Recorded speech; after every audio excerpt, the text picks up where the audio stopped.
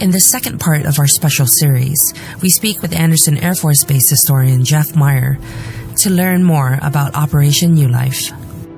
Later this year, to commemorate the U.S. humanitarian mission, the United States Navy Memorial will dedicate a replica of the lone sailor on island.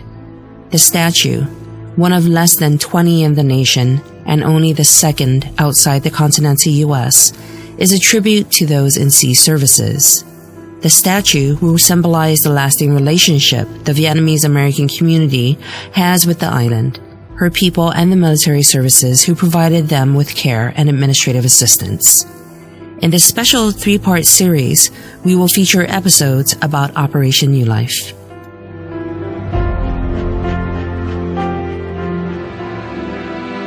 When the story of this war comes to you, the nation won its freedom after 132 years.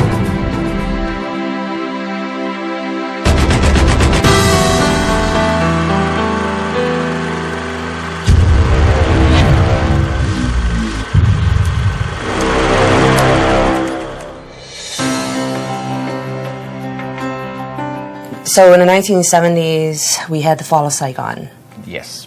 And thousands of refugees were brought through Guam. Right. Can you talk to me a little bit about the role that the military had? Well, when it first happened, all the refugees were actually supposed to go to the Philippines. But President Marcos didn't want them there. They already had it all set up at Clark Air Base. But then they said, suddenly, Guam went on kind of a short notice, like all the refugees are coming here. And also Wake Island, the 15th Air Force took some more at Wake Island too, but not as many as it came here. Right. So the Navy and the Air Force both were working very hard to make bed down for these guys. How long was the turnaround from when they got notice that we're not accepting them in the Philippines to we are going to divert and we're going to Guam and Wake? According to the After Action Report and some of the Stars and Stripes newspapers from that time, I think they only had 4 or 5 days notice. Do you know how many refugees we had, at least the first wave? Well, the first wave were mostly just aircraft. The ships would come later. The Midway Battle Group came, I think, about a month later. But the first initial wave on 23 April 1975, it was a 747 that came in here loaded to the brim with refugees, yes. So I know that thousands of refugees were processed through here. Do you know exactly how many, and why was Guam chosen as the area to process them? Over 112,000 arrived either on commercial airlines or military cargo planes or U.S. Navy and some actually civilian cargo ships. Over 109,000 of them were processed right here at Andersen Air Force Base to go out. I guess because Guam is a U.S. territory, it was a safe place where they can go and we can go through and do their paperwork and make sure they're clear to go all the way back to the United States. Naval Base Guam had a huge tent city built on Aroti Point on the airfield there. I think they could hold up to 50,000 refugees there. I think they got up to a max of 35,000 at one time. The other big one was Assen Beach Park, where Assen Beach Park is. That used to be the Naval U.S. Naval Hospital Guam's annex. Yes, and that's actually the War in the Pacific. Yes. What we know at the National Park. Right.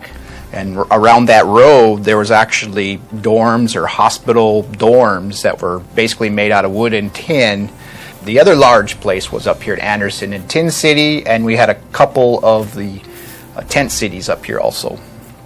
And I know that there were probably, a total of 12 sites where we housed the refugees. Yes, actually some companies actually helped out and had little camps and stuff inside their areas. So there was actually 12 areas overall.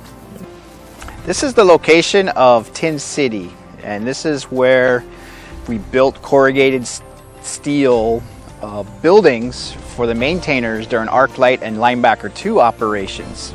So when the refugees came here, they were converted to hold all the refugees. In fact, this is the last, probably the remnant of Tin City, was these stairs that head up now to the new USO and the top of the rock here.